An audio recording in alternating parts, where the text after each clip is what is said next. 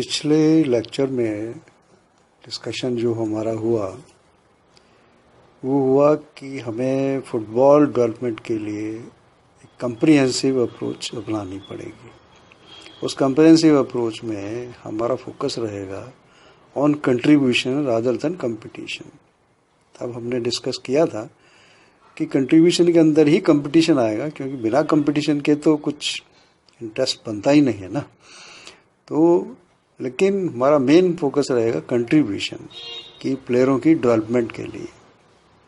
और ये भी डिस्कस किया था परफॉर्मेंस स्ट्रक्चर में, जब हम परफॉर्मेंस देनी है परफॉर्मेंस स्ट्रक्चर में 85% इज़ योर मैनेजमेंट है पूरा, 15% इज़ कोचिंग। लेकिन हम जब बात करते हैं डेवलपमेंट की, हम खाली कोच अच्छा है अभी, कोच बुरा हो गया, उसी के ऊपर कंसंट्रेट करते हैं। जो 85% है काम, उसको ऊपर हम कंसंट्रेट नहीं कर पाते हैं। आज हम उसके ऊपर डिस्कस करेंगे। और हमने कहा था कि जब भी फीफा गाइडलाइंस भेजता है वो हमें इम्प्लीमेंट करनी होती है। वो एक शॉर्ट फार्मूला है। तो हमने प्रिंसिपल इसलिए डिस्कस किया था, soccer is for society, not society is for soccer. मतलब हम सोसाइटी को ध्यान में रख के सारा काम करना है, इसके ऊपर हमारा डिस्कशन हुआ था। सेकंड प्रिंसिपल है कैच देम यंग। मतलब जितना छोटा बच्चा आपके पास आएगा फुटबॉल का उतना अच्छा रहेगा। ये सारा लर्निंग प्रोसेस के ऊपर डिपेंड है। अब जैसे लर्निंग का एक सबसे बड़ा एग्जांपल मैं आपको दूं कि आज बहुत सारे विदेशी इंडिया में रह रहे हैं। वो जब आए थे, अब वहाँ उनके यहाँ बच्चे भी पैदा हो गए। अब वो जो आए थे विदेशी, वो उनकी हिंदी बोलने का तरीका, और जो उनके बच्चे हैं वो हिंदी बोलते हैं, वो लगता हाँ ये इंडिया का हिंदी बोल रहा है। लेकिन वो कितने ही पढ़े लिखे क्यों ना हो, कुछ भी, लेकिन उनकी हिंदी वो हिंदी नहीं है जो उनके बच्चे बोलते हैं। इसी तरह बहुत सारे इंडियंस हैं जो अमेरिका में जाके सेटल्ड हो गए, और लेकिन वो बहुत अच्छी इंग्लिश बोलते हैं, लेकिन उनके बच्चे का जो बोलने का इंग्लिश का ढंग है वो उनसे टोटली डिफर है, क्योंकि वो उस माहौल में पैदा हुए हैं। उनका एसेंट पूरा अमेरिकन है। ये क्यों है? ये इसलिए है कि उस एनवायरनमेंट में वो पैदा हुए हैं। जब छोटा बच्चा होता है तो लर्निंग प्रोसेस जो सुनता है वो बोलता है। इसमें सबसे बड़ा एग्जांपल आपसे शेयर करना चाहूँगा। ब्रिटिश की एक महारानी थी। जैसे साल में बच्चा चलना सीख जाता है तो वो बोलना भी सीख जाता है, शॉर्ट वर्ड्स शुरू कर देता है। उसकी जो लड़की थी वो बोलना ही शुरू नहीं करते, 2 साल हो गया था। क्या हुआ भाई? डॉक्टर्स ने, कोई मेडिकल प्रॉब्लम नहीं, डॉक्टर्स ने उसकी फिर एक ट्रैवलिंग हिस्ट्री देखी।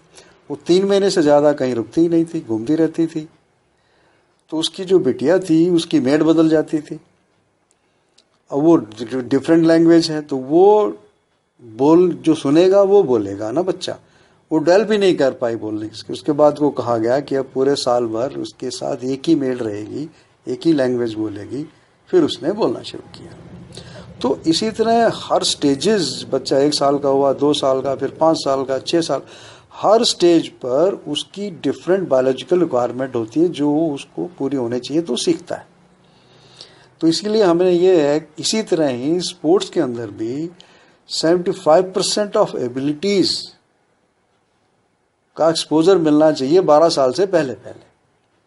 अगर फुटबॉल की बात करें तो उसको स्प्रिंट मारने आनी चाहिए, फुटबॉल के साथ ड्रिबलिंग आनी चाहिए, चिपिंग, शूटिंग, गोल कीपिंग, उसको बेसिक टैक्टिकल्स आनी चाहिए। 12 साल, 75% ऑफ एबिलिटीज़ 12 साल तक डेवलप हो जाती हैं। जिसकी 12 साल में उसको एक्सपोजर मिला उसकी फुल पोटेंशियल डेवलपमेंट होगा, नहीं तो वो नहीं होगा। अब आप ये सोचिए, क्या ये 5 से 12 साल का बच्चा अगर फुटबॉल सीखता है तो बनेगा? नहीं तो नहीं बनेगा। क्या ये बिना सोसाइटी के हो सकता है? छोटे बच्चे आपके पास कैसे आएंगे जब तक आपकी सोसाइटी में इज्जत नहीं होगी, विश्वास नहीं होगा? तो हमें फिर वही पहले प्रिंसिपल को ध्यान रखना होगा कि हमें सोसाइटी के लिए काम करना है, सोसाइटी को जोड़ना है। इसका मतलब आपकी छवि साफ सुथरी होनी चाहिए, विश्वास होना चाहिए कि ये जो कोच है या जो ऑर्गेनाइज़र है ये हमारे बच्चों को ठीक रखेगा। तो आपका एक इमेज ऐसा होना चाहिए कि यस, यहाँ कोच की बात ही नहीं हो रही है कि ये जो इसको कोच कह लो या ऑर्गेनाइजर है, यस यहाँ हमारा बच्चा जाएगा। और उसके साथ साथ तीसरा प्रिंसिपल आ जाता है, quality comes out of quantity. बात कैच देम यंग ही तक नहीं है, बात है कि quality comes out of quantity. Quality कब मिलेगी आपको? जब बहुत सारे बच्चे होंगे। इसमें टैलेंट की हम अलग से एक डिस्कशन करेंगे, व्हाट इज टैलेंट, लेकिन अभी यहाँ जानना जरूरी है टैलेंट क्या होता है। उस बच्चे के अंदर बायोलॉजिकल एडवांटेज ऑलरेडी होती है, बिफोर स्टार्टिंग ट्रेनिंग ऑलरेडी वो कुछ बायोलॉजिकल एडवांटेजेस हैं उसको, बच्चे को वो ऑलरेडी हैं उसमें, लेकिन वो एडवांटेज 1 in thousands होते हैं। तो इसका मतलब ये हुआ, अगर हमको टैलेंटेड प्लेयर्स चाहिए आगे ट्रेनिंग के लिए, तो इस उम्र में जो 5-6 साल की उम्र, आपके पास जितने ज़्यादा बच्चे होंगे तो चांसेस आपको टैलेंटेड प्लेयर मिलेंगे, नहीं तो नहीं मिलेंगे। इसी को तो हमने हुआ catch them young, third principle हुआ quality comes out of quantity. अब आप ये सोचिए कि हमारी भारत की 51 में 62 में एशियन गोल्ड था, 70 में ब्रॉन्ज था और ओलंपिक में 4th मेलबर्न ओलंपिक्स में। ये कैसे संभव हुआ? अगर हम हिस्ट्री जाएं तो आप देखेंगे कि मोहन बगान 1889 में बन चुका था, 1891 में मोहम्मडन बन गई थी, 1921 में ईस्ट बंगाल बन चुका था, और उसके साथ साथ और ये तो आज हैं फेमस क्लब्स हैं, इसके साथ साथ और बहुत से क्लब बन चुके थे। और वहाँ लीग शुरू हो गई थी, एफिशिएंट शुरू हो गया, डूरेंट शुरू हो गया था। तो ये सारों को एक सारे प्रिंसिपल लागू हो गए थे। मोहन बगान बना, उसके पीछे पूरी एक हिस्ट्री है। मोहम्मडन कैसे बना, पूरी हिस्ट्री। वहाँ कोच का कभी काम आया ही नहीं है कुछ भी। मैं जो आपको समझाने की कोशिश कर रहा हूँ कि हमें डायरेक्शन क्या, फुटबॉल डेवलपमेंट डायरेक्शन क्या लेनी है। हमें वो प्लेटफॉर्म देना है बच्चों को, ज़्यादा ज़्यादा आएँ, ज़्यादा ज़्यादा खेलें, और जितने यंग बच्चे आएंगे, छोटे बच्चे आएंगे, उतना ज़्यादा अच्छा रहेगा। तो ये तो हमारे पास जो ये परफॉर्मेंस आई, इसका बेसिस था 1889 मोहम्मडन बनने का, मोहन बगान बनने का, कलकत्ता की लीग शुरू होने का, हैदराबाद की पुलिस बन गई थी, वहाँ कितनी लीग होती थी। अगर ये सब नहीं होता, क्या रहीम साहब गोल्ड मेडल ला सकते थे? सोचिए। तो फिर उनको एक अच्छे कोच रहीम साहब मिले, तो हमारे पास गोल्ड आ गया। ओलंपिक में वो मतलब नेवल डूजन ने हैट्रिक मारी, 4-2 से हमने ऑस्ट्रेलिया को हराया। तो ये सब पॉसिबल, इसके पीछे क्या है? इसके पीछे ये सारी चीजें थी, तब ये रिजल्ट आया। और जब ये अंडर 17 फीफा वर्ल्ड कप हुआ था, तो काफ़ी हमने अंडर 51 प्लेसेस पे टैलेंट स्काउटिंग किया। मैं देख के हैरान रह गया कि जो ऑर्गेनाइजर हैं, एकेडमी चला रखी, खुद ट्रेंड नहीं है, लेकिन हैरान है, वहाँ 150 बच्चे आते हैं उनके पास, और खुद अनपढ़ है, और कुछ तो बिल्कुल ही ऐसे हैं, लेकिन उन्होंने इंटरनेशनल प्रोड्यूस करें। क्यों? ये सारे जो हमने बात करी, ये उनके पास एडवांटेज है, उनके पास बच्चे आते हैं, सोसाइटी उनको सपोर्ट करती है, उन्होंने किसी चीज़ को मांगे। ऐसे सैकड़ों एकेडमीज हैं जो रन कर रहे हैं, एकेडमीज बोलो, ट्रेनिंग सेंटर बोलो, वो सारे रन कर रहे हैं। तो हमें इस चीज़ को डेवलप करना है, और वो हम ही करेंगे जो फुटबॉल के शौकीन है, चाहे वो कोच है, चाहे मैनेजर है, चाहे प्लेयर है। ये बातें हमें ध्यान रहेंगी। तो क्यों? डायरेक्शन का ठीक होना बहुत ज़रूरी है। अगर हमारी डायरेक्शन ठीक नहीं है डेवलपमेंट की, मैं इसका एक सबसे बड़ा एग्जांपल आपको दूंगा कि 1983 में संतोष ट्रॉफी कलकत्ता में हुई थी, 82 में एशियन गेम्स हुए थे।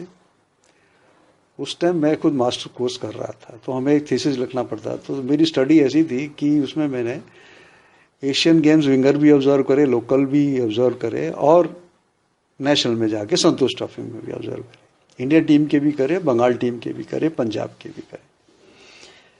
तो मेरे को जितना जितना मैं डीप घुसता जाता, मैं कंफ्यूज होता जाता था कि ये क्या है। हमारे प्लेयर तो कोरिया, जब इसका ईरान, इराक, कोरिया, इसका में कहीं ठहरते ही नहीं है, एनालिसिस ऐसा आ रहा है मेरे पास, क्या है ये? तो मेरा लक अच्छा था, मैं किससे डिस्कस करूं, वहां पर मेवालाल जी मिल गए। मेवालाल जी कौन है? मेवालाल जी 1951 में जो एशिया में गोल्ड आया था, वो स्कोरर थे उसके, ईरान के अगेंस्ट गोल्ड मारा था। एनएस भी किया उन्होंने, बहुत बढ़िया प्लेयर रह चुके अपने टाइम में। हमारे टाइम में कहते थे जो कि भाई ये मेवालाल बन रहा है, मतलब जिगात जो गोल ज़्यादा कर रहा है, और बहुत ही सज्जन आदमी। उनसे मेरा डिस्कशन हुआ कि मेरा कन्फ्यूज़न दूर करिए। हमारे लिए उस टाइम बंगाल के प्लेयर ही सबसे अच्छे प्लेयर थे। उन्होंने कहा कि आपकी स्टडी बिल्कुल ठीक है, ये इतने जितने एशिया के जो प्लेयर आए हैं ये भी ठीक है। उन्होंने जो मेन बात करी 83 में कि बोले रासर भाई कि आगे आने वाले समय में आप देखेंगे कि बंगाल का प्लेयर इंडिया टीम में नहीं होगा। मेरे बात हजम नहीं हुई, सोच ही नहीं सकते थे, 83 की बात कर रहा हूँ, कि बिना बंगाल के प्लेयर की टीम बन सकती है। फिर उन्होंने बताया कि ऐसा क्यों होगा।